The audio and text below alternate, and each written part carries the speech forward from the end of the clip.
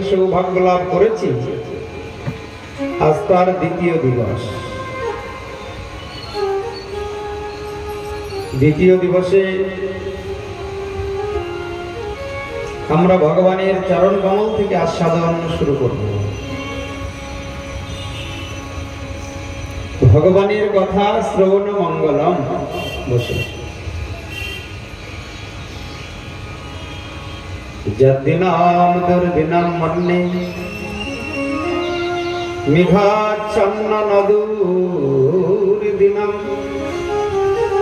তদ্দিনাম কৃষ্ণ সংলাপ কথা পীযূষবর্ধিতাম। যেদিন এই ভগবানের অপ্রাকৃত নামরূপ গুণ লীলা কথা শ্রবণের সৌভাগ্য হয়, সেদিনকে বলা হয় সুদিন। যেদিন সাধু সঙ্গ ভক্ত সঙ্গ লাভ হয়, সেদিন জীবনে বড় সুদিন। আর যেদিন সাধু সঙ্গ ভক্ত সঙ্গ লাভ হয় না, ভগবানের বাঙ্ময়ী শ্রীমদ্ ভাগবত কথা হরিকথা শ্রবণের সৌভাগ্য হয় না, সেদিনকে বলা হয় দুর্দিন। কারণ ভগবান বলছেন, যে আমার কথা বলে, যে আমার কথা শোনে, আর যে আমার কথা চিন্তা করে, আমি তাকে কখনোই ত্যাগ করি না। প্রেম সে বলো, আরো জোরে, আরো জোরে। জয় জয় শ্রী রাধে।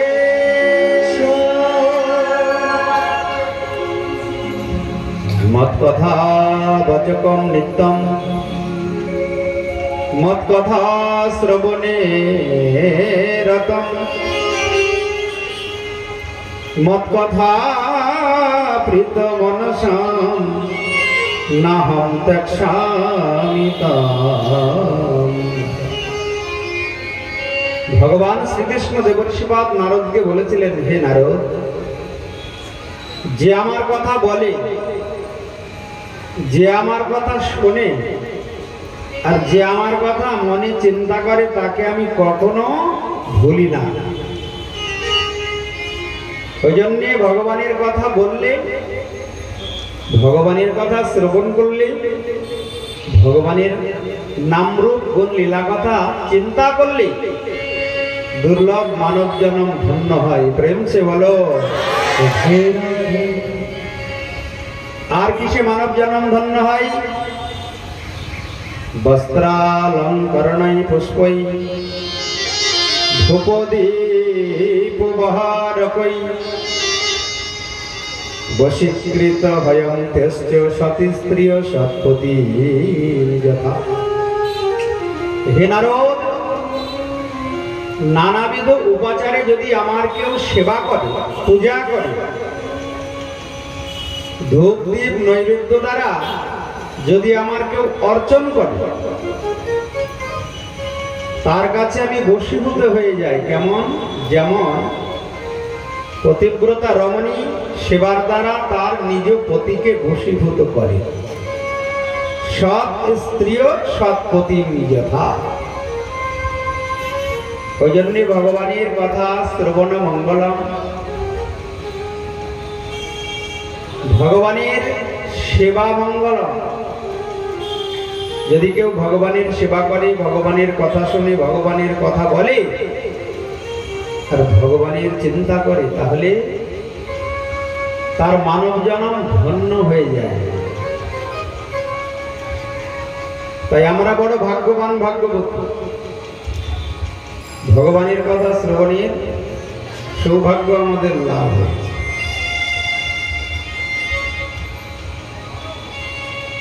তাই ভগবান কেমন? তিনি হলেন সচ্চিদানন্দ ঘন বিগ্রহ,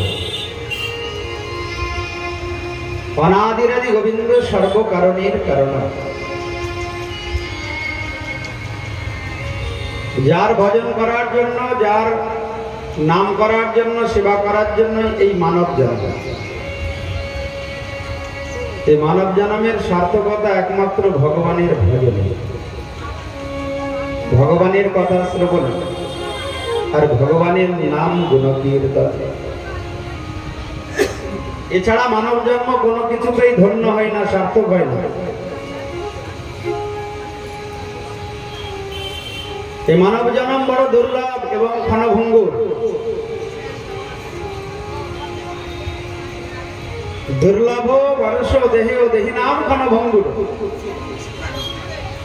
তত্রাপি দুর্লভম মান্যে বৈকুণ্ঠ প্রিয় দর্শন। খুব মন দিয়ে শুনবে। মানব জন্ম বড় দুর্লভ। কেন? অনেক জন্ম ভ্রমণ করেই মানব জন্ম লাভ হয়। আমরা কেউ বলতে পারবো না আগের জন্মে কি ছিলাম, কিন্তু শাস্ত্র বলছেন, শোনো হে মানব, তুমি যে জন্মটি পেয়েছো এই জন্মের আগে তোমায় অনেক জন্ম ভ্রমণ করতে হয়েছে।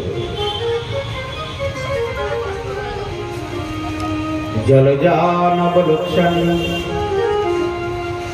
স্থাবরালক্ষ্যবিংশতি। মানব জন্ম লাভের পূর্বে তোমার জলে জন্ম হয়েছে 9 লক্ষ বার।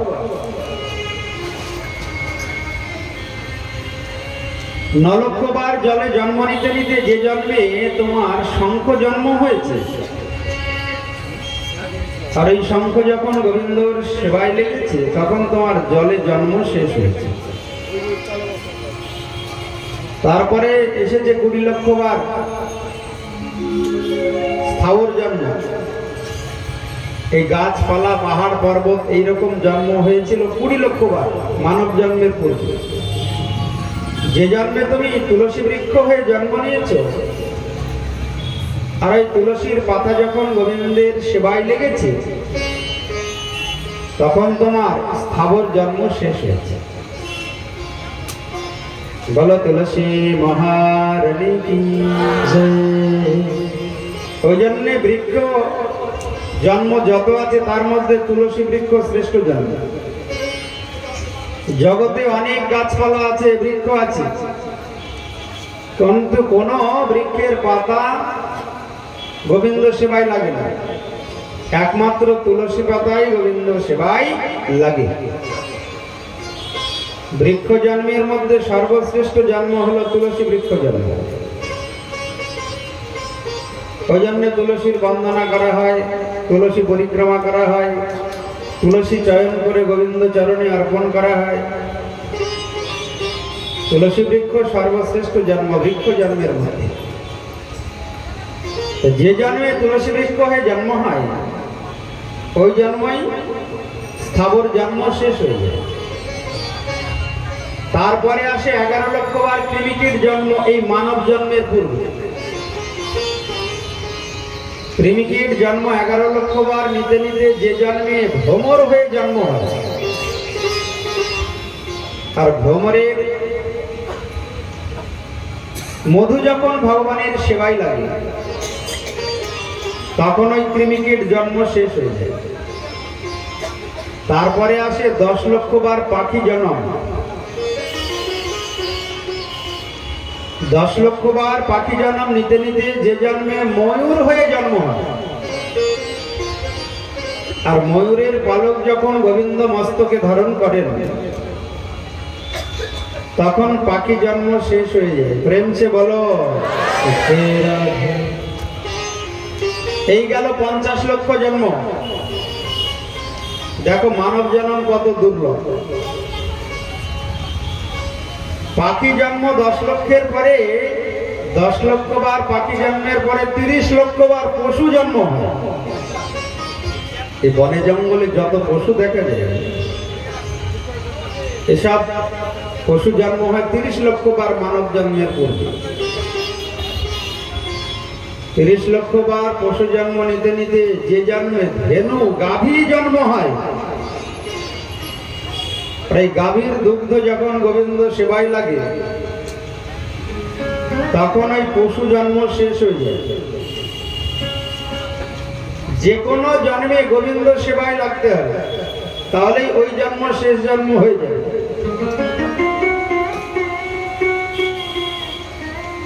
গাভীর দুগ্ধ যখন গোবিন্দ সেবায় লাগে তখন পশু জন্ম শেষ হয়, আর এই গাভী জন্ম ধেনু জন্মের পরেই মানব জন্ম আসে। ওই জন্য ভগবান গো পালন করেছিলেন, তার নাম হয়েছিল গোপাল। গোমাতা নিয়ে ভগবান তাই গোচারণে গিয়েছিলেন। পশু জন্মের সর্বশ্রেষ্ঠ জন্মই হলো গোমাতা জন্ম, গো জন্ম। যে গোমাতার দেহে 33 কোটি দেবতা বিরাজ করে, যে গোমাতাকে সেবা করলে ভগবান বড় খুশি হয়, ওই গোমাতা জন্মের পরেই এই মানব জন্ম আসে। ওই জন্য দেখবেন গোমাতার সঙ্গে মানুষের দাঁতের মিল আছে। গোমাতার দাঁতগুলি সাজানো, মানুষের দাঁতগুলো তাই। বাঘ সিংহের মতো কিন্তু মানুষের দাঁত নয়, গোমাতার মতো, গোধেনুর মতো মানুষের দাঁত। তাই গোমাতা জন্মের পরেই মানব জন্ম আসে। তাই ভগবান ধেনু জন্ম, গো জন্ম থেকে স্বভাবের পরিবর্তন করে দেন। বাঘ সিংহ পশু, গোমাতাও পশু, কিন্তু আহারের মধ্যে পার্থক্য আছে। বাঘ সিংহ যা আহার করে, গোমাতা কিন্তু তা আহার করে না। কদিন আগে আমার সুন্দরবনে ভাগবত সপ্তাহ ছিল, এই পরশুদিন এসেছি আমরা সুন্দরবন থেকে। যেখানে ভাগবত সপ্তাহ হচ্ছে তার পাশেই জঙ্গল, একটা বাঁধ আছে, তার পাশের জঙ্গলেই হাজার হাজার বাঘ। তো গ্রামবাসী বলছে, জানেন আমরা ঘরে শুয়ে থেকে বাঘের ডাক শুনতে পাই, আবার বাঘ মাঝে মধ্যে ওই বাঁধ অতিক্রম করে আমাদের গ্রামে ঢুকে পড়ে, গরু ছাগল মানুষও নিয়ে চলে যায়। তা আমি চিন্তা করছি, ভালো দেশেই ডেকেছে, তাহলে সে বাঘের দেশে ভাগবত শোনাতে আসার মতো। তো বাঘ সিংহ যে আহার করে তা কিন্তু গোমাতা করে না। গোমাতা জন্ম থেকে ভগবান আহার পরিবর্তন করে দেন। এরপরে তোমার মানব জন্ম হবে, তুমি আগে থেকে অভ্যাস করো মানব জন্মে তুমি কি আহার করবে। কিন্তু মানব বলে জন্ম নিয়ে যদি কেউ ভগবানকে যেটা না দেওয়া যায়, মানুষের যেটা আহার নয় সেইটা আহার করে, তাহলে তাকে কিন্তু মানুষ বলা যায় না। প্রেম সে বলো। একটা গোমাতা যদি পশু বলে জন্ম নিয়ে তার আহার সংযত করতে পারে, গোমাতা যদি অখাদ্য কুখাদ্য না খায়, তো গোমাতা জন্ম অপেক্ষা তো শ্রেষ্ঠ জন্ম মানব জন্ম। তাহলে মানুষ কেন অখাদ্য কুখাদ্য খাবে? আমিষ কোনো কিছু একটা গোমাতাকে দেবেন তো গোমাতা খাবে না। দেখেছেন কোনদিন গোমাতা ওই বাজার দিয়ে যাওয়ার সময় মাছের দোকান থেকে দুটো মাছ খেয়ে নিল? খাবে না, ওটা তার আহার নয়। তাই পশু বলে জন্ম নিয়ে সে যদি তার ধর্ম পালন করতে পারে, তো মানব বলে জন্ম নিয়ে মানুষের ধর্ম পালন করবে না। গোমাতার আহার নিরামিষ, শাক লতা পাতা। মানুষের আহার নিরামিষ নয়। শাস্ত্রে ভাগবতাদি গ্রন্থে মানুষের আহারও নির্ধারণ করে দিয়েছেন ভগবান। মানুষ কি আহার করবে? মানুষের আহার কিন্তু নিরামিষ নয়। মানুষের আহার ভগবানের নিবেদিত প্রসাদ। যে প্রকৃত মানুষ সে কখনো ভগবানের প্রসাদ ছাড়া অন্য কিছু আহার করবে না। প্রেম সে বলো। কারণ ভগবান যত জীব সৃষ্টি করেছেন তার মধ্যে সর্বশ্রেষ্ঠ জন্ম হলো এই মানব জন্ম। কারণ অনেক জন্ম ভ্রমণ করে এই মানব জন্ম লাভ হয়। 80 লক্ষ জন্ম ভ্রমণ করার পরে 4 লক্ষ বার মানব জন্ম হয়। 4 লক্ষ মানব জন্মে মাত্র 200 জন্ম জ্ঞান বুদ্ধি বিবেক সম্পন্ন জন্ম হয়। আর যে জন্মে ভাগবত কথা, হরি কথা, কৃষ্ণ কথা শ্রবণের সৌভাগ্য হয়, যে জন্মে সাধু সঙ্গ লাভ হয়, যে জন্মে ভক্ত দর্শন হয়, যে জন্মে দুবাহু তুলে হরি বল বলার সৌভাগ্য হয়, ওই জন্মই শেষ জন্ম হয়ে যায়। প্রেম সে বলো হে রাধে।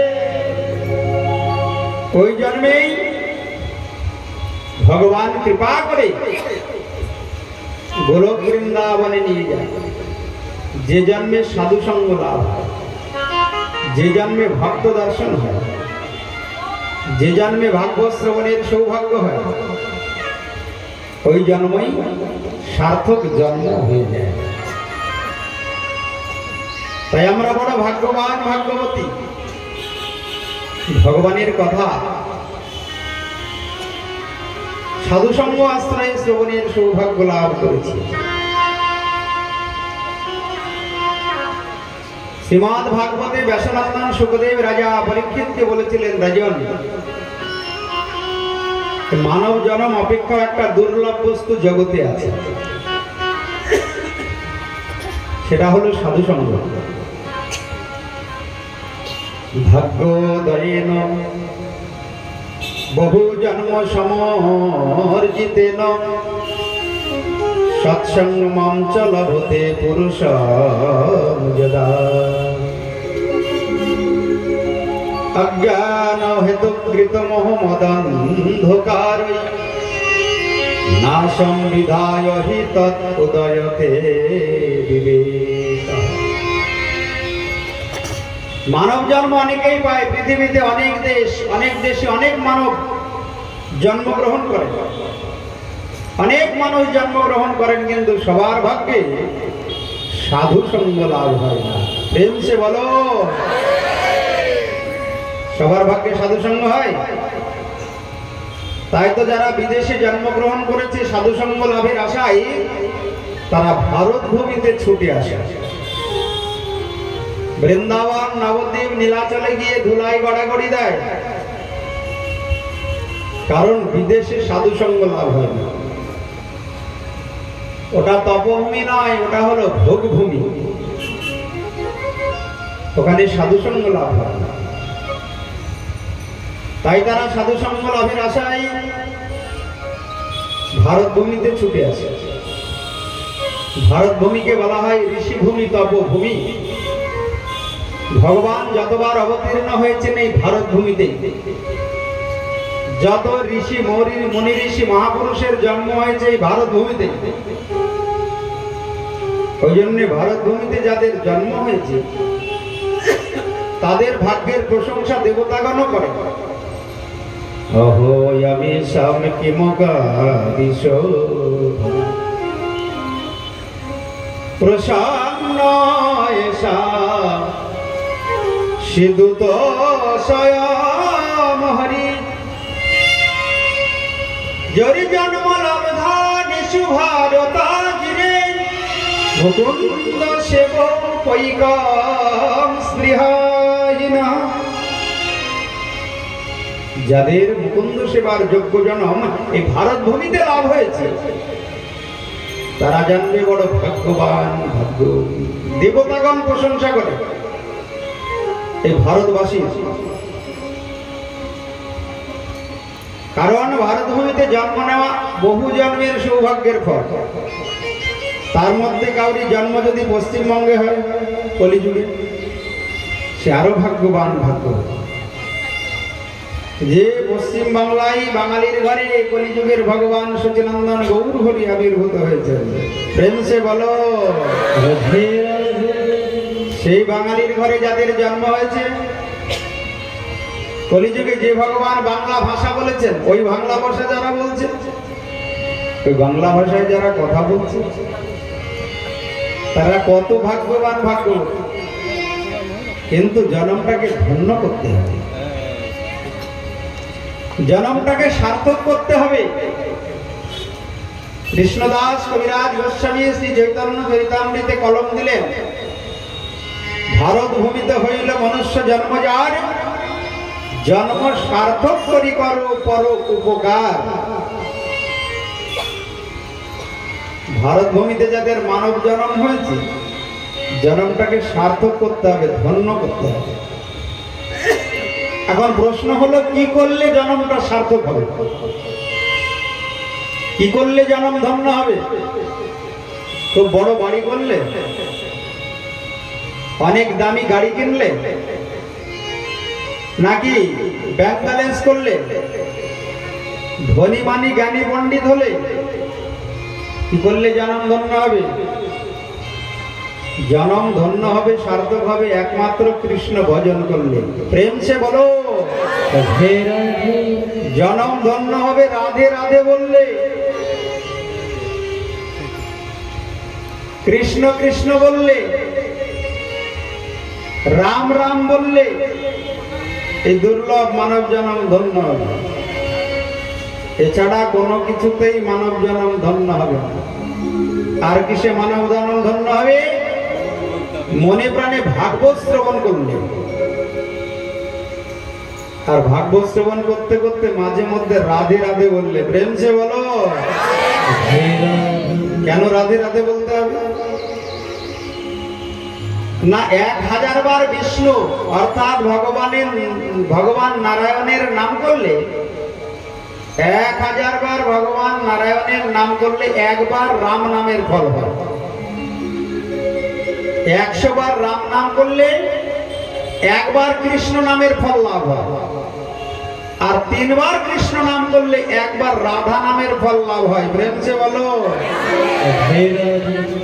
একবার রাধে রাধে বললে যে ফল হবে, সেই ফল লাভ করতে 3 বার কৃষ্ণ কৃষ্ণ কৃষ্ণ বলতে হবে। ওই জন্য বৃন্দাবনে কেউ কৃষ্ণ বলে না, বৃন্দাবনে কি বলে? কি বলে?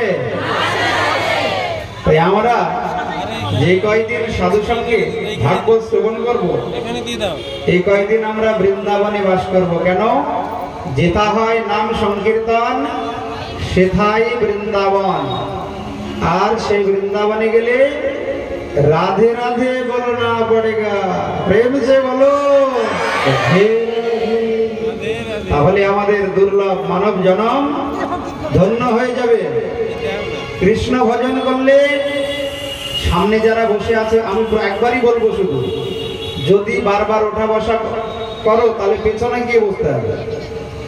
কথা শুরু হলে একদম চলাফেরা, ওঠা বসা, কাউকে ডাকাডাকি করবে না। তাহলে পারে কিন্তু একদম বলবো পেছনে গিয়ে বসো। এটা আর আমি দ্বিতীয় দিন বলবো না। প্রেম সে বলো, ভগবান ওই জন্যে ভারতবাসীকে অধিক কৃপা করেছেন। ভারতে যাদের জন্ম হয়েছে, ওই জন্যে তারা বড় ভাগ্যবান ভাগ্যবতী। কারণ ভাগবত কথা, হরি কথা শ্রবণের অনায়াসে সৌভাগ্য লাভ হয়। দ্বিতীয় দিবসে আমরা ভগবানের চরণ কমল থেকে আস্বাদন করব। এই শ্রীমদ্ ভাগবত মহাপুরাণ ভগবান শ্রীকৃষ্ণের বাঙ্ময়ী মূর্তি। এই ভাগবতের 12টি স্কন্ধ, ভগবান শ্রীকৃষ্ণের 12টি অঙ্গ। পদৌ যদিও প্রথম দ্বিতীয় তৃতীয় দুর্য কথিত যদু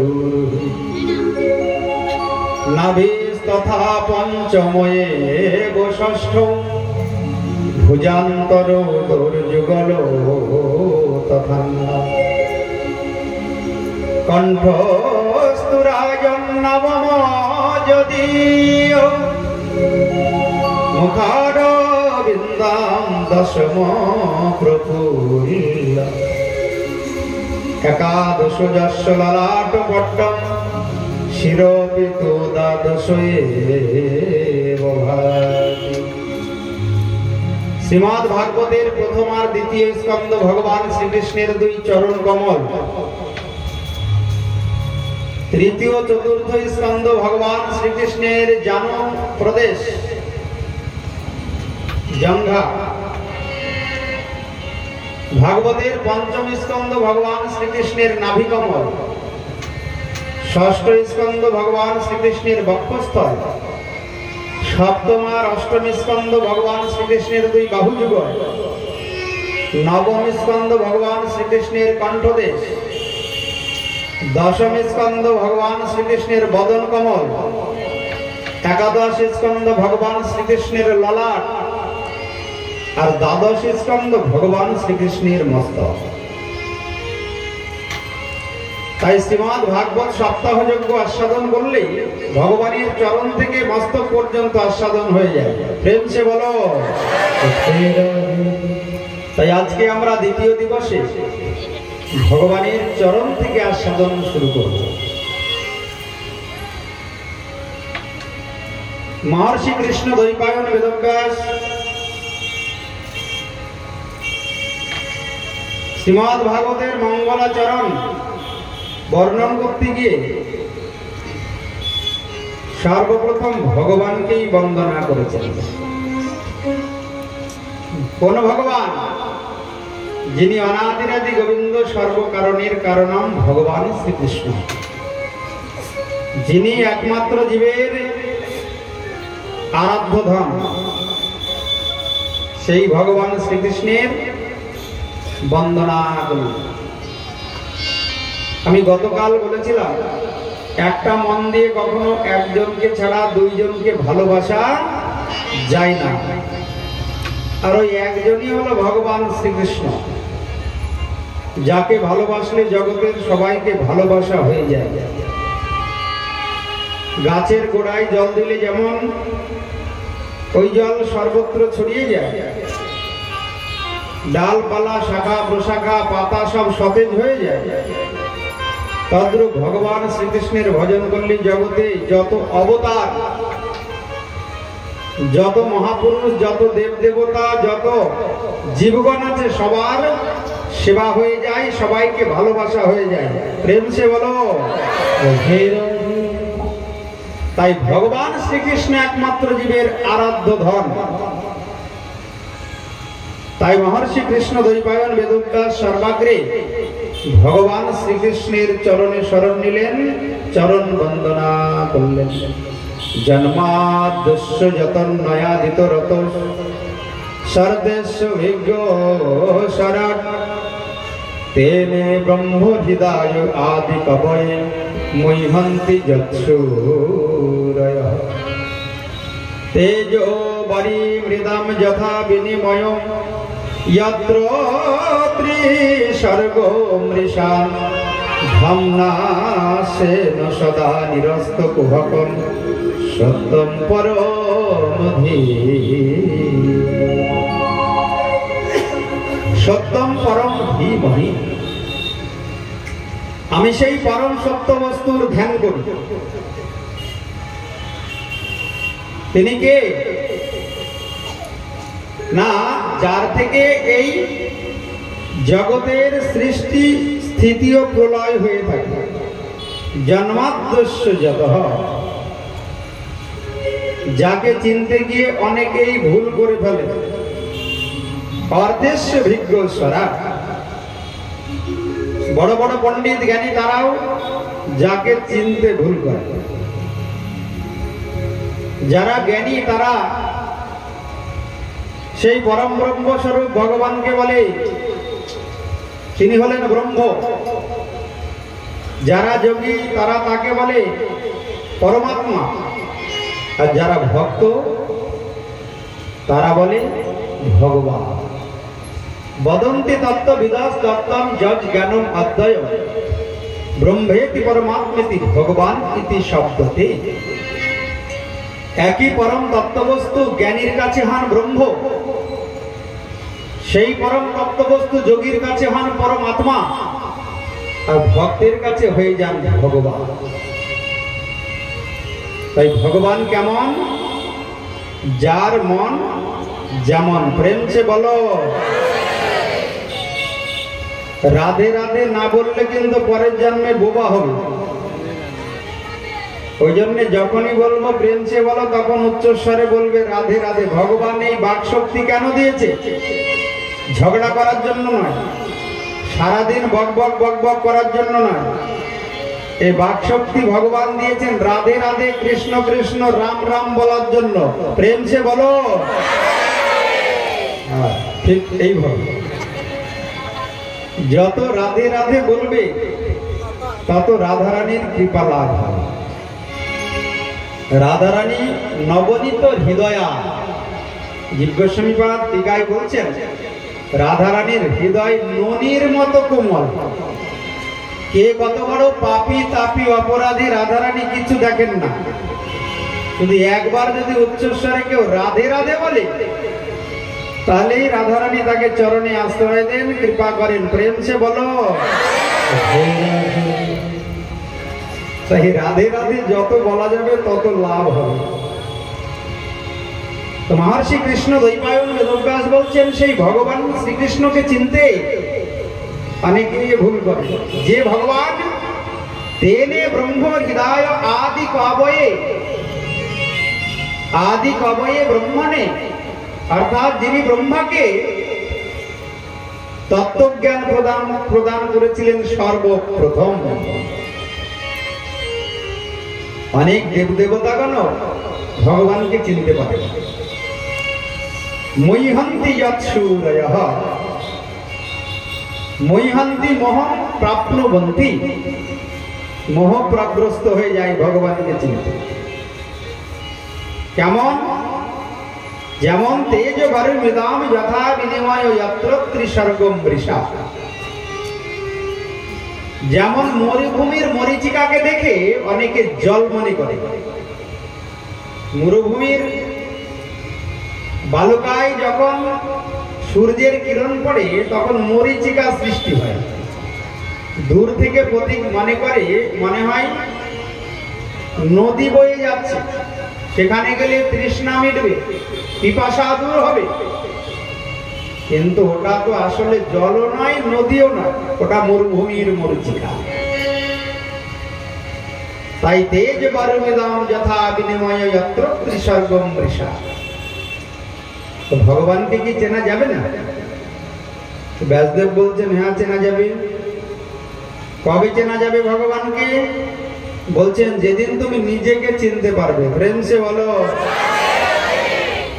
ধামনা সেন সদা নিরস্ত গোপ। যেদিন তুমি নিজেকে চিনতে পারবে সেদিন ভগবানকে চিনে যাবে। ভগবানকে চিনতে হলে, জানতে হলে আগে নিজেকে চিনতে হবে। আমি কে? আমার আসল পরিচয়টা কি? আমি কি কাউরি ভাই, কাউরি বোন, কাউরি মেয়ে, কাউরি ছেলে, কাউরি মেয়ে, না কাউরি মা, কাউরি বাবা? এই জগতের যে পরিচয়, এটা কি আমার আসল পরিচয়? এগুলি সব মিথ্যা। এই পরিচয় কতদিন? যতদিন দেহে আত্মা আছে। যেই আত্মা দেহ থেকে চলে যাবে, দেহ ছেড়ে চলে যাবে, এ পরিচয় সব মুছে যাবে। প্রেম সে বলো। তাহলে আমার আসল পরিচয় কি? আমি কে? আমার আসল পরিচয় হলো আমি ভগবানের দাস। জীবের স্বরূপ হয় কৃষ্ণের নিত্য দাস। কৃষ্ণের তটস্থ আসক্তি ভেদাভেদ প্রকাশ। আমি কিন্তু মায়ার দাসত্ব করার জন্য মানব জন্ম লাভ করিনি। আমার মানব জন্ম লাভ হয়েছে ভগবানের দাসত্ব করার জন্য, ভগবানের সেবা করার জন্য। কারণ আমি এক জন্ম দু জন্মের নয়, আমি জন্ম জন্মান্তরের দাস। কার দাস? কৃষ্ণ দাস। এটাই আমার আসল পরিচয়। তাহলে আমি যদি নিজের পরিচয়টা জানতে পারি, তাহলে আমি কেন মায়ার দাসত্ব করতে যাব? যারা আমার নয় তাকে কেন ভালোবাসতে যাব? যে আমার জন্ম জন্মান্তরের আপন, সেই ভগবানকেই ভালোবাসবো, ভগবানের সেবা করব, ভগবানের কথা শ্রবণ করব, ভগবানের নাম করব, ভগবানের চিন্তা করব। যে ভগবান আমার জন্ম জন্মান্তরের আপন, আগে ছিলেন, এই জন্মের হৃদয় মাঝে আছেন, পরের জন্মেও থাকবেন, আমি তার দাসত্ব করব। তার দাসত্ব করার জন্যই মানব জন্ম ভগবান দিয়েছেন। তাই যেদিন এই পরিচয়টা আমি ঠিকঠাক বুঝতে পারবো, সেদিন আমি ভগবানকে চিনতে পারবো। আর যতদিন না আমি নিজেকে চিনতে পারবো, ততদিন কিন্তু ভগবানকেও চিনতে পারবো। ধন্না সেন সদা নিরস্ত কুহক, কুহক সেদিন মায়া অপসারিত হয়ে যাবে। এই মায়া আমাকে সেদিন আর দুঃখ দিতে পারবে না। ভগবান বললেন, অর্জুন, কতদিন জীব দুঃখ পায় সংসারে জানো? যতদিন আমাকে না চেনে, আমাকে সেবা না করে, আমাকে চিনতে না পারে, ততদিন এই ত্রিগুণাত্মক মায়া জীবকে দুঃখ দেয়। দৈবীরেশা গুণময়ী মম মায়া দুরত্বয়া মাম এব যে প্রপদ্যন্তে মায়াম এতম তরন্তিতে। আমাকেই যে ভালোবাসে, আমারই যে কথা শোনে, এখানে এব শব্দ প্রয়োগ হয়েছে। মাম এব, এব মানে হচ্ছে হস্যই। আমাকেই যে ভালোবাসে, আমারই যে সেবা করে, আমারই যে কথা শোনে, সেই একমাত্র আমার এই মায়াকে অতিক্রম করতে পারে। প্রেম সে বলো। ওইখানে দুজন থাকলে হবে না, ওই জন্য এব শব্দ প্রয়োগ হয়েছে। মাম এব যে প্রবদ্ধন্তে এতাম মায়াম তে তরন্তি।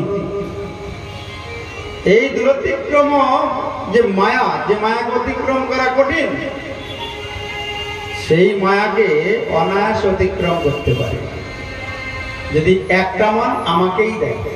ওই জন্য এব শব্দ প্রয়োগ। আমাকে ছাড়া ওই মনে অন্য কাউকে জায়গা দিলে হবে না। কৃষ্ণ বিনা থাকলে আপন, ছিন্ন ভিন্ন তার জীবন।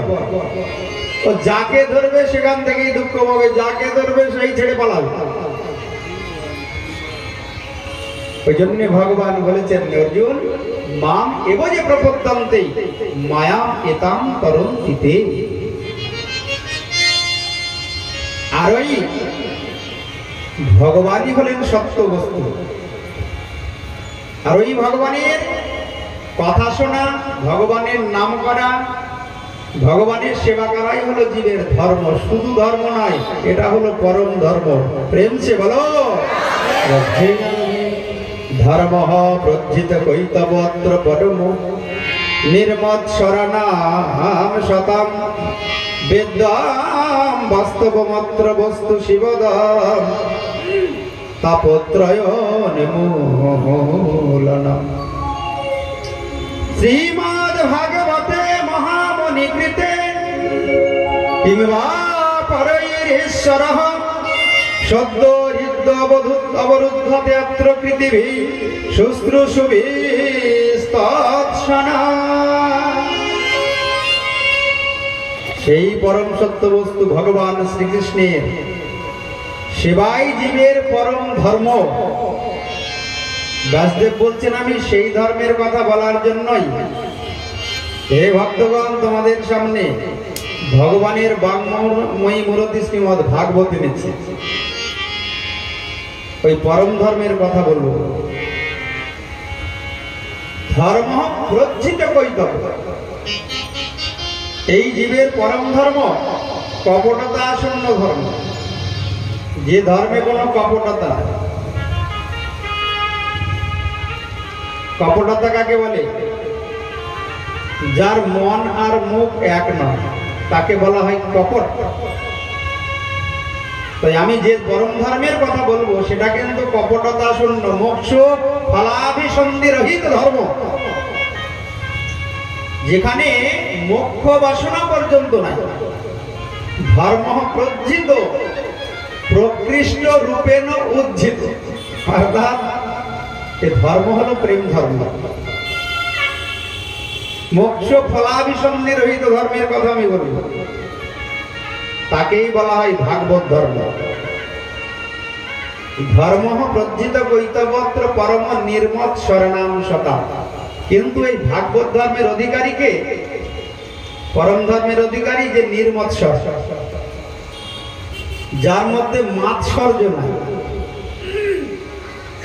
মাৎসর্য কাকে বলে? মাৎসর্য কাকে বলে? অন্যের ভালো দেখতে না পারার নাম হলো মাৎসর্য। পরহ উৎকর্ষ অসহনম ইতি মাৎসর্যম।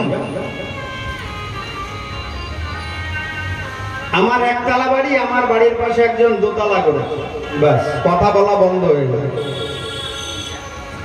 আর রাত্রে ঘুম হয় না, এটা হলো মাৎসর্য। আমি 16 মালা জপ করি, একজন 1 লক্ষ করে। আগে একটু মাঝে মধ্যে দেখলে হরে কৃষ্ণ বলতো, এখন আর কিছু বলে না। এটা হলো মাৎসর্য, মানে হিংসা। তো ব্যাসদেব বলছেন, যতদিন এই মাৎসর্য থাকবে হৃদয়ে, ততদিন কৃষ্ণ ভক্তি লাভ হবে না, ভাগবত ধর্মের অধিকারী হবে না। প্রেম সে বলো। তাই কখনো মাৎসর্য থাকলে ভগবানকে পাওয়া যাবে না। বেদম বাস্তবমাত্র বস্তু শিবদম তাপত্রয়ং মূলনম। বাস্তব বস্তু একমাত্র ভগবান। মাৎসর্য থাকাকালীন ভগবানকে জানা যাবে না, আর ত্রিতাপ জ্বালা থেকেও মুক্ত হওয়া যাবে না। তাই কখনো কাউরি প্রতি হিংসা করলে কিন্তু ভগবানের ভজন হবে না। বরঞ্চ কেউ যদি 1 লক্ষ নাম করে আনন্দ পেতে হবে, আমি পারি না তাই কি? কত ভজন করে, ভগবান তাকে বিশেষ কৃপা করে। ভগবানের কাছে প্রার্থনা করি সে যেন আরো ভগবানের ভজনে এগিয়ে যায়। তাহলে তুমি ভাগবত ধর্মের অধিকারী হবে, ভাগবত শ্রবণের অধিকারী হবে।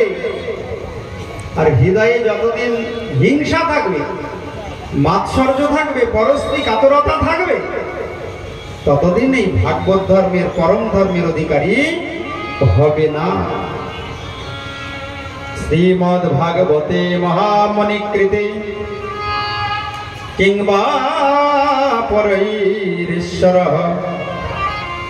ব্যাসদেব বলছেন, অন্য কোন শাস্ত্র অধ্যয়নের প্রয়োজন নাই, ভাগবত শ্রবণ করলেই মানব জন্ম ধন্য হয়ে যাবে। প্রেম সে বলো।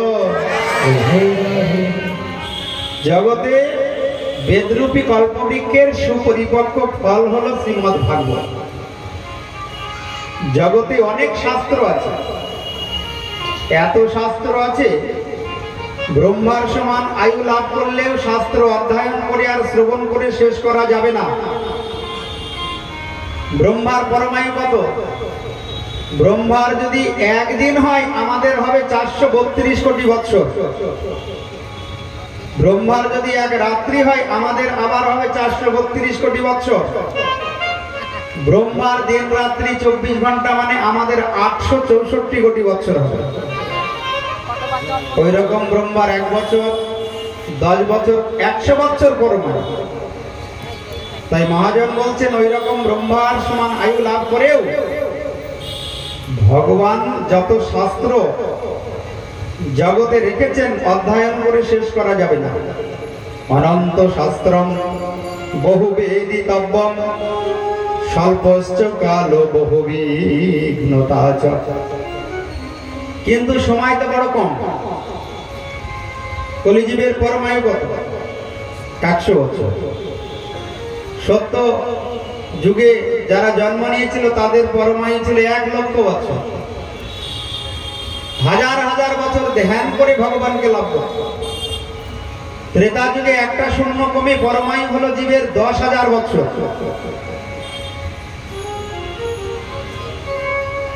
100, 200, 500 বছর ধরে তারা যজ্ঞ করে ভগবানকে লাভ করত। দাপর যুগ এলো, মানুষের পরমায়ু হলো 1000 বছর। ভগবানের সেবা পূজা করে ভগবানকে লাভ করতে। যেই কলিযুগ এলো, মানুষের পরমায়ু আর একটা শূন্য কমে হলো 100 বছর। কিন্তু কলিযুগে 100 বছর বেঁচে থাকা খুব কঠিন। সবকিছুতে তো ভেজাল। ও আমিষেও ভেজাল, নিরামিষেও ভেজাল, শাক সবজিতেও ভেজাল। ওই জন্যে স্বল্পশ্চ কাল ও বহু বিঘ্নতা চ। কাল মানে সময়, খুব কম সময়, আর বাধা বিপত্তির আবার শেষ নেই এই কলিযুগ। তাই মহাজন বলছেন এক কাজ করো, তুমি হংসের স্বভাব অবলম্বন করো। খুব মন দিয়ে শুনবে। যৎ সারভূতম তৎ উপাসিতব্যম হংস যথা ক্ষীর মিবাম্ব মিশ্রম। রাজহংস যেমন জল আর দুধে মিশিয়ে দিলে এই দুধটা পান করে জলটা পড়ে থাকে, সেই রকম তুমি রাজহংসের স্বভাব অবলম্বন করো। সার তত্ত্ব, সার কথা যেখানে পাবে সেইটা আস্বাদন করবে, সেই শাস্ত্র অধ্যয়ন করবে। যৎ সারভূতম তৎ উপাসিতব্যম হংস যথা ক্ষীরমিবাম্ব মিশ্রম। তাই ব্যাসদেব বলছেন, আমি অনেক নিজেই শাস্ত্র রচনা করেছি, কিন্তু শোনো ভক্তগণ, সমস্ত শাস্ত্রের সার এই শ্রীমদ্ ভাগবত মহাপুরাণ। বলো ভাগবত মহাপুরাণ কি। তাই আমি জোর দিয়ে বলছি, এই ভাগবত শ্রবণ করলে আর কোন শাস্ত্র অধ্যয়ন কিংবা শ্রবণ করতে হবে না।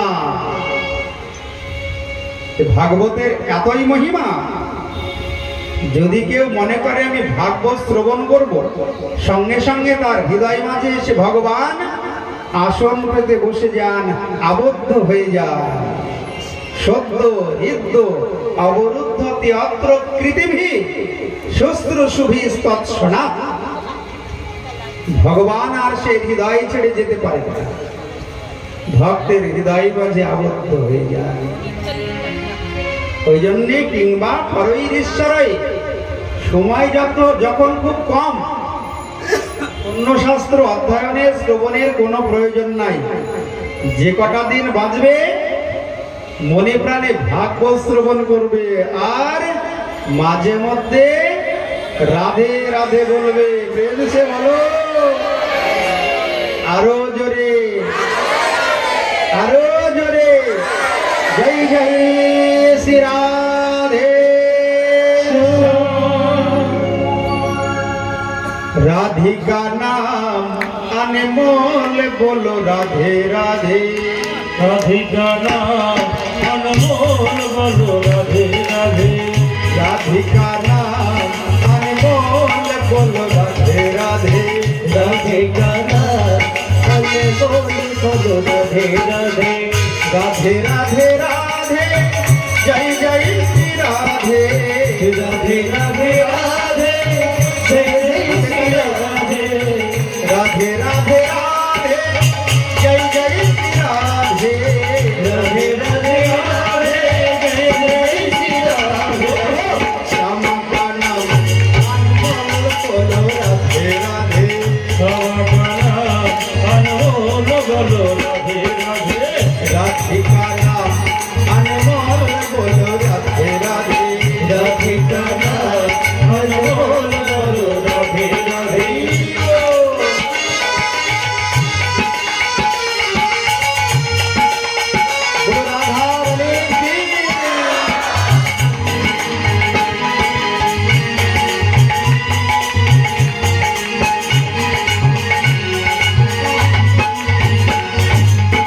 गैया भी बोले राधे, बछड़ा भी बोले राधे। गैया भी बोले राधे, बछड़ा भी बोले राधे। गैया भी बोले राधे, बछड़ा भी बोले राधे। गैया भी बोले राधे, बछड़ा भी बोले राधे। दूधों के धारों से आवाज आवे राधे राधे। दूधों के धारों से आवाज आवे राधे राधे। दूध के धारों से आवाज आवे राधे राधे। दूधों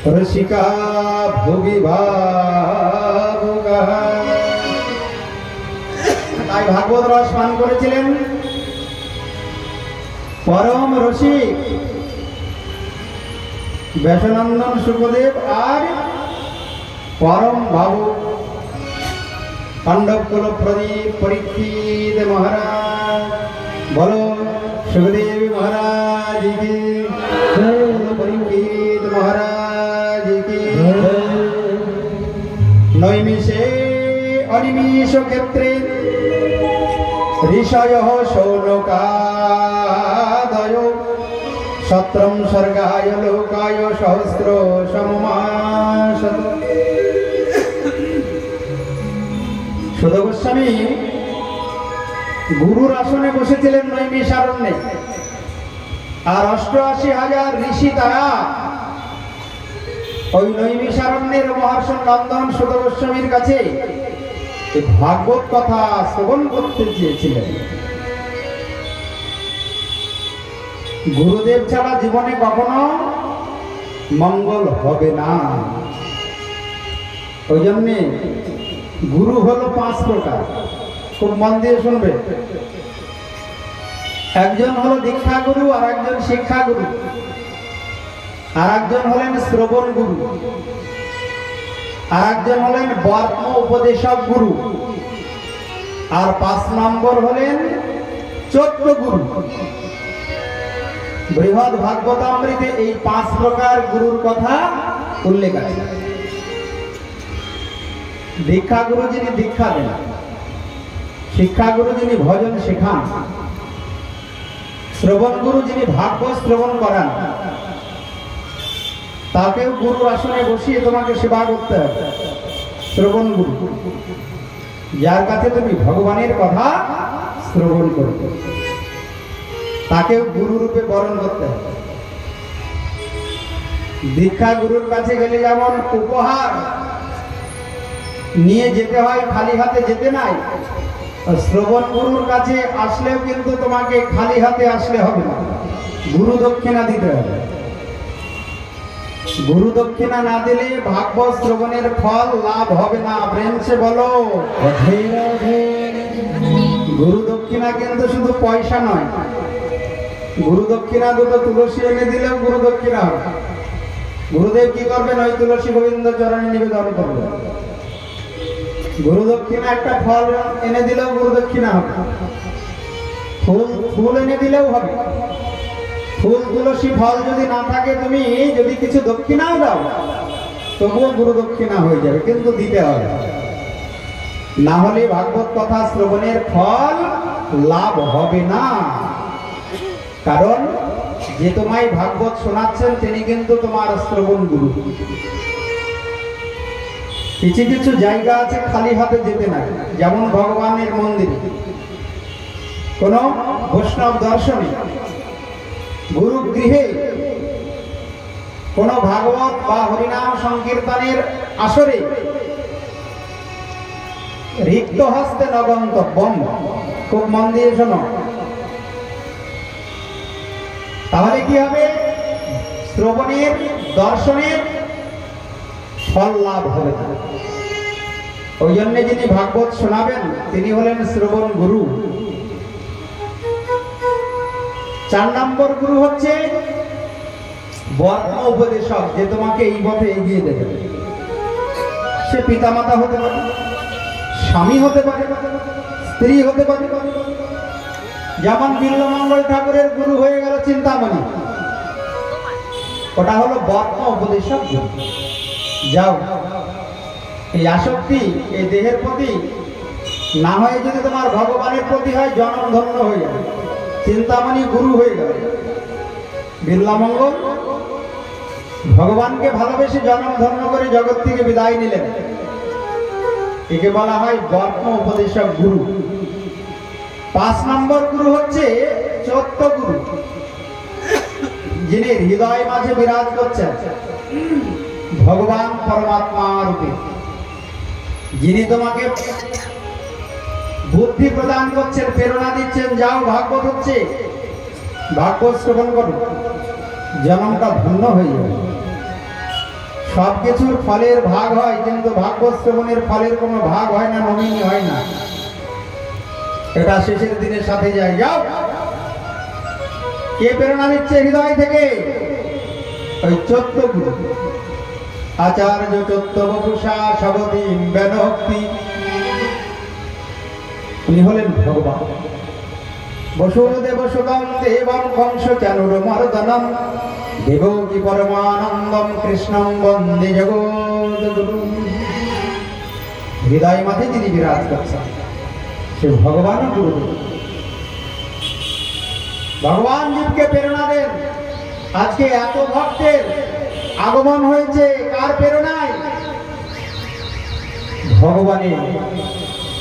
হৃদয় মাঝে থেকে প্রেরণা দিচ্ছেন। ভগবান অর্জুনকে বলেছেন, অর্জুন দদামি বুদ্ধি যুগম তম যেন মাম উপজান্তিতে তেষাম সতত যুক্তানাম ভজতাম প্রীতিপূর্বকম দদামি বুদ্ধি যুগম তম যেন মাম উপজান্তিতে। কেউ যদি আমাকে পেতে চায়, মানব জন্ম ধন্য করতে চায়, আমি গুরু রূপে তার হৃদয় মাঝে থেকে তাকে বুদ্ধিযোগ প্রদান করি। যাও, দীক্ষা নাও, সদ্গুরুদেবের চরণে আশ্রয় নাও, হরিনাম করো, ভাগবত শ্রবণ করো। এই প্রেরণাটা আমি দিই। ভগবান বলছেন, দদামি বুদ্ধি যোগম তম যেন মাম উপজান্তিতে, যেন আমার কৃপায় সে আমাকে জানতে পারে। তাই ভগবান যাদেরকে কৃপা করেন তারাই ভাগবত শোনে। ভগবান যাদের কৃপা করেন তারাই রাধে রাধে বলে। ভগবান যাদেরকে কৃপা করেন তারাই ভাগবত সপ্তাহ যজ্ঞের আয়োজন করে। প্রেম সে বলো, আরো জোরে, আরো জোরে।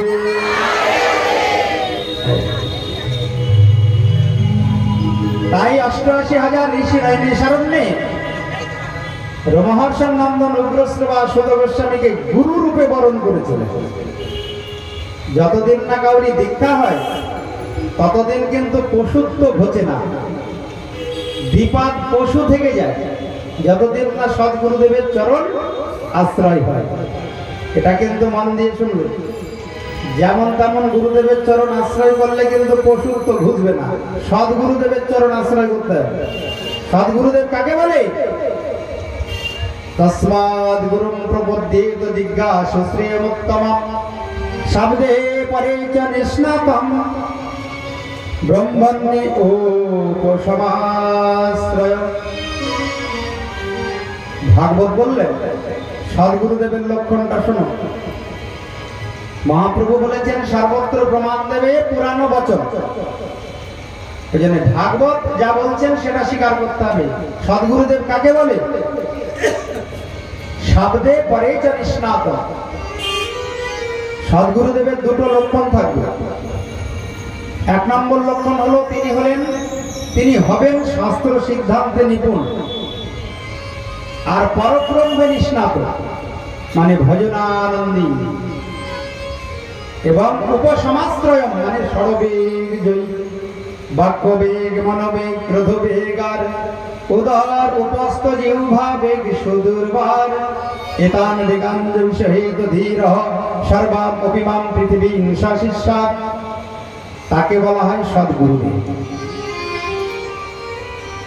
ওই সদ্গুরুদেবের চরণে আশ্রয় নিলে, দীক্ষা নিলে, শরণ নিলে তবে এই দুর্লভ মানব জনম ধন্য হবে। না হলে যতদিন দীক্ষা হবে না, সদ্গুরুদেবের চরণে আশ্রয় নেবে না, ততদিন কিন্তু মানুষ হবে না, পশু থেকে যাবে, দ্বিপাদ পশু। আর পরের বার জন্ম হবে কোথায়? সুন্দরবনের জঙ্গলে। সে সম্বন্ধ নাই যার, বৃথা জন্ম গেল তার। সেই পশু বড় দুরাচার। নরোত্তম দাস ঠাকুর কীর্তনের পদে লিখছেন, নিতাই না বলিল মুখে, মজিল সংসার সুখে, বিদ্যা কুলে কি করিবে তার। এই জন্যে গুরুচরণ আশ্রয় করতে হবে। ব্রহ্মবৈবর্ত পুরাণে আছে, অদীক্ষিত অবস্থায় কেউ যদি পিতা মাতার মুখে আগুন দেয় তাহলে ওই পিতা মাতাকে অনন্তকাল নরক যন্ত্রণা ভোগ করতে হয়। প্রেম সে বলো। কোন পুত্র কন্যা অদীক্ষিত অবস্থায় দীক্ষা না নিয়ে গুরুচরণ আশ্রয় না করে যদি পিতা মাতার মুখে আগুন দেয়, পিণ্ডদান করে, শ্রাদ্ধ করে, ওই পিতা মাতাকে অনন্তকাল নরক যন্ত্রণা ভোগ করতে হয়। ওই জন্যে মানুষ মাত্রই গুরুচরণ আশ্রয় করতেই হবে, না হলে পশু তো বুঝবে না। সদ্গুরুদেবের চরণ আশ্রয় না করলে, গুরু মন্ত্র গুরু গায়ত্রী, গৌর মন্ত্র গৌর গায়ত্রী, কৃষ্ণ মন্ত্র কাম গায়ত্রী জপ না করলে পরের জন্মে তাকে পশু বলে জন্ম নিতে হবে। প্রেম সে বলো।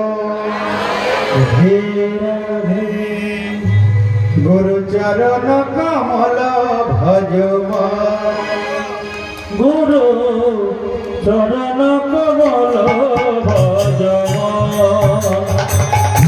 গুরু চরণ কমল কমল ভজম, গুরু চরণ কমল ভজম, গুরু চরণ কমল ভজম। गुरु कृपा बिना नहीं कोई साधन बल, भज मन भज गुरु कृपा नहीं कोई साधन बल, भज मन भज अनुखान, गुरु चरण कमल भजम, गुरु चरण कमल भजम। बल गुरुदेव भगवान की नैमिषारण्य 88,000 ऋषि उग्रश्रवा सुत गोस्वामीকে গুরু রূপে বরণ করলেন। গুরু রূপে বরণ করে 6টা প্রশ্ন করেছিলেন। প্রথম প্রশ্ন, বলুন গুরুদেব, জীবের ঐকান্তিক মঙ্গল কিসে হয়? পুংসামেকান্ততঃ শ্রেয়স্তন্নঃ সংশিতুম অর্হসি। কি করলে জীবের ঐকান্তিক মঙ্গল হয়? দ্বিতীয় প্রশ্ন, এই জগতে অনেক শাস্ত্র আছে, সমস্ত শাস্ত্রের সার কি? তৃতীয় প্রশ্ন, ভগবান বারবার অবতীর্ণ হন কেন? চতুর্থ প্রশ্ন, তিনি কি কি লীলা করেন অবতীর্ণ হয়ে? পঞ্চম প্রশ্ন, তিনি কোন কোন কর্ম করেছিলেন কোন কোন অবতারে? আর সর্বশেষ প্রশ্ন, ভগবান শ্রীকৃষ্ণ যখন দাপর যুগে লীলা সাঙ্গ করে চলে গেলেন, ধর্মঃ কম শরণাম গতঃ, ধর্ম কার শরণ নিয়েছিলেন? এই 6টা প্রশ্নের উত্তর দেন। তো সুত গোস্বামীপাদ বলছেন, দেখো, কোনো ভালো কিছু করার আগে গুরুদেবের চরণে শরণ নিতে হবে। কারণ কৃষ্ণ কৃপা জগৎময়, গুরু কৃপা কোন কোন ভাগ্যবান ভাগ্যবতীর হয়। বলো গুরুদেব ভগবান কি জয়।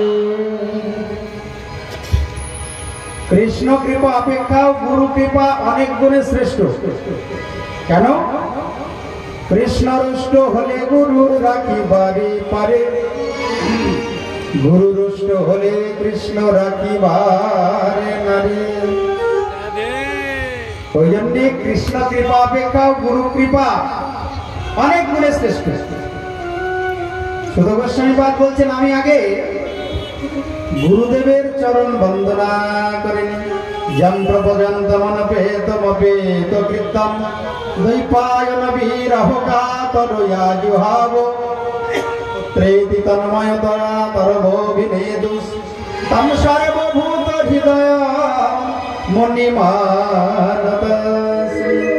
यस्यानुभावमखिलं श्रुतिसारमेकं मद्दात्मदीपमुदितिर्शतामतमन्दं संसारिणां करुणयाः पुराणगुह्यं তম ব্যাস শুনমুপজামি গুরু মলিনাম। বল গুরুদেব ভগবান কি। আমার গুরুদেব ব্যাসনন্দন শুকদেব মহারাজ, যিনি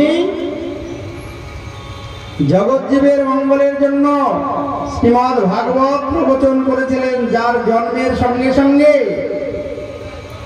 উপনয়ন সংস্কার না হতেই বনের দিকে রওনা দিয়েছিলেন।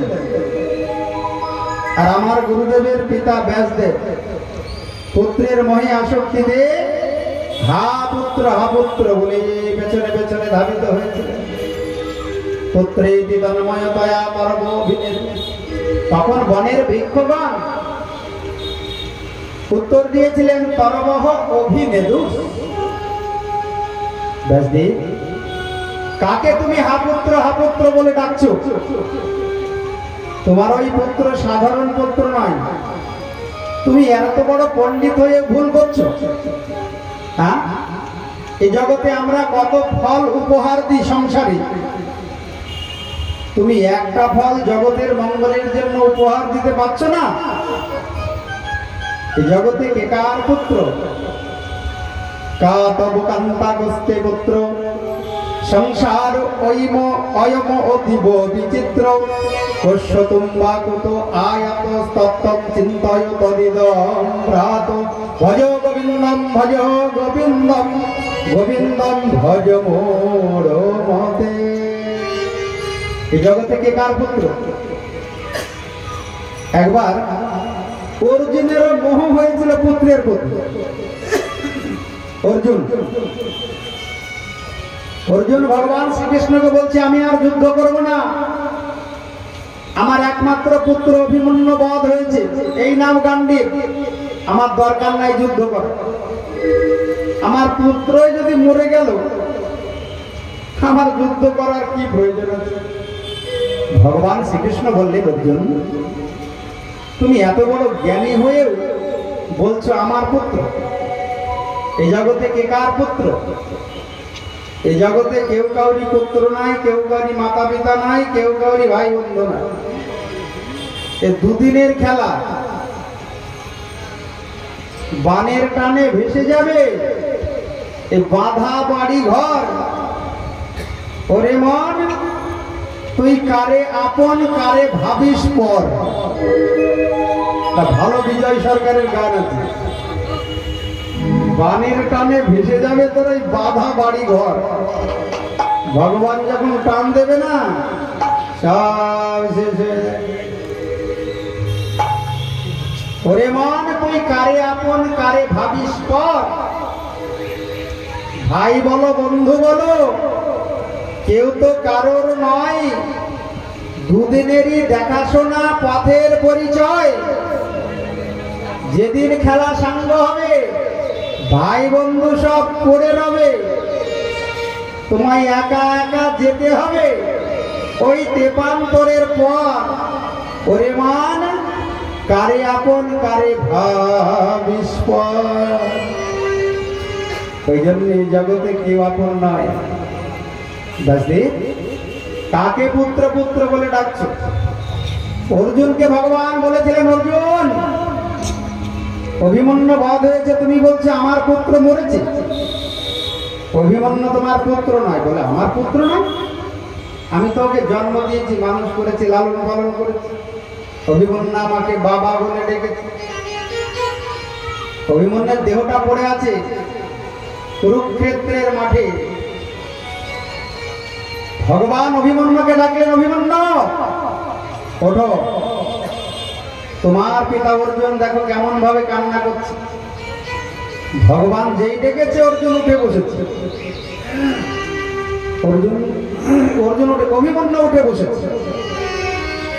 অভিমন্যু বলছে, প্রভু আমায় ডাকছেন কেন? ভগবান বললেন, তোমার পিতা অর্জুন হয়েছে, দুঃখ করছে তোমার জন্য। অভিমন্যু বলছে, প্রভু এটা আমার কত নম্বর পিতা বলুন? এরকম পিতা তো আমি প্রত্যেক জন্মে একটা একটা করে ছেড়ে এসেছি। অর্জুন কত নম্বর? অর্জুন চিন্তা করছে, হাই হাই, যাকে আমি এত আপন ভেবে কান্না করছি, দুঃখ করছি, সে আমাকে আবার নম্বরের মধ্যে ফেলছে। এইরকম পিতা নাকি জন্মে জন্মে একটা করে ত্যাগ করেছে। ওই জন্য এই জগতে কেউ আপন নাই। কা তব কান্তা বসতে পুত্র সংসার অয়ম অতীব বিচিত্র। কস্য তুম্বা কুত আয়াত তত্ত্বং চিন্তায় তদিদং ভ্রাত। ভজ গোবিন্দম ভজ গোবিন্দম গোবিন্দম ভজ মূঢ়মতি। একবার ভাবো মনে, এই জগতে আমি কে, আমারই বা কে? একবার মনে ভাবতে হবে।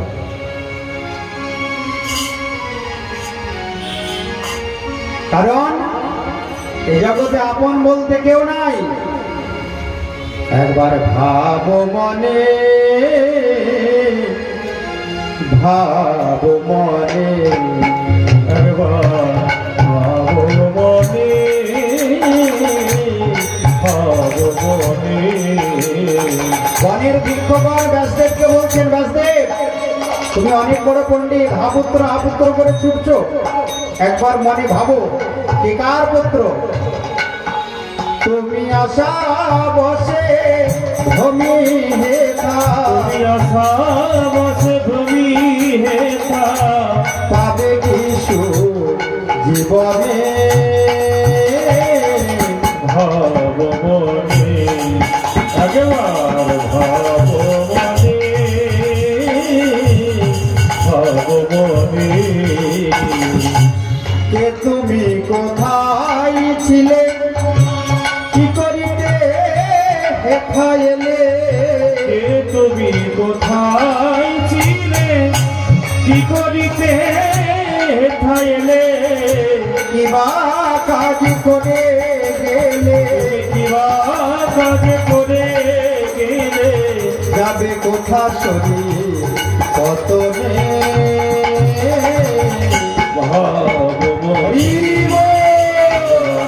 ভাবো মনে, ভাবো মনে। একবার ভেবে দেখো কে তুমি? এটা সব জাতির প্রথম প্রশ্ন।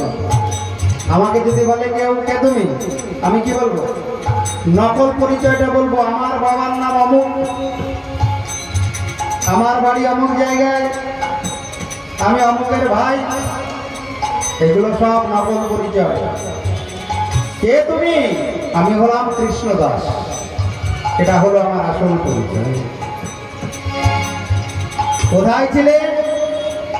আমি ছিলাম ভগবানের চরণ কমল, ওখান থেকে ধীরে ধীরে এসেছি। আবার যেদিন প্রলয় হয়ে যাবে ভগবানের চরণে পৌঁছে যাব, ফিরে যাব। কি করিতে হেথা এলে? আমি কৃষ্ণ ভজন করার জন্য এসেছি। কৃষ্ণ ভজনের লাগি সংসারে আইনি। যাবে কোথা শরীর পতনে? আমি যেমন কর্ম করবো তেমন জন্মলাভ হবে। আমি যদি ভালো কর্ম করি, ভগবানের ভজন করি, যাবো গোলক বৃন্দাবনে। আর যদি পশুর মতো জীবনযাপন করি, যাব নরকে। তাই বৃক্ষগণ বলছেন, ব্যাসদেব তোমার কেন শোক দুঃখ ভয়, অহং তামায় কেন সুখ দুঃখ ভয়, অহং তামায়। উচ্চ জয় পরাজয়, উচ্চ জয় পরাজয়। ক্রোধ হিংসা দেশ অন্য জনে। ভাবো মনে, হরি ভাবো ভাবো মনে। তুমি আশা বসে ভূমি হেতা, আশা বসে ভূমি হেতা, পাবে কিছু জীবনে। ভাবো মনে, একবার ভাবো মনে,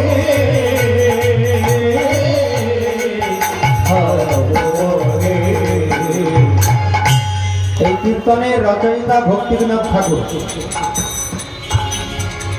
গৌড়ীয় বৈষ্ণব আচার্য ভক্তিবিনোদ ঠাকুর এই কীর্তনটি রচনা করেছেন,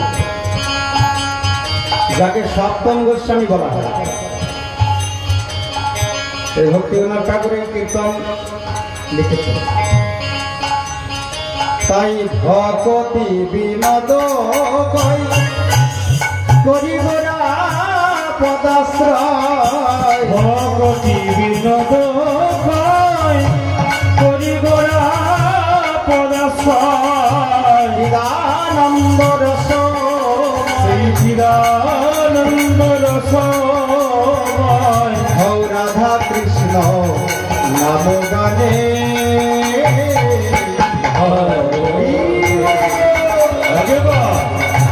বলো সচিনন্দন গৌর হরি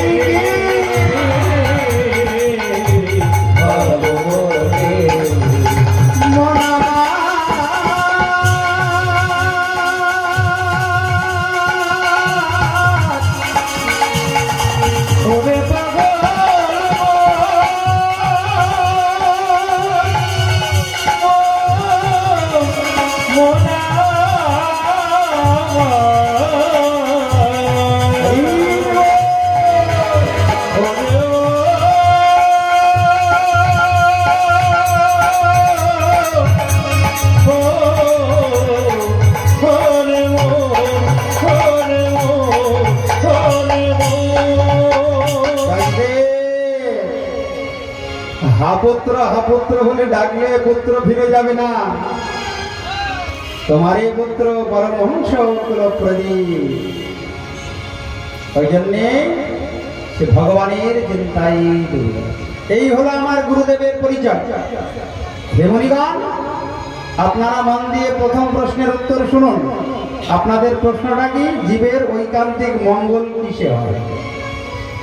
সবই পুংসাম পর ধর্ম যত ভক্তির অধোক্ষজে অহৈতু ক্যা প্রতিহতা জয়াত্মা সম্প্রসীদ। জীবের ঐকান্তিক মঙ্গল একটা উপায় হয়,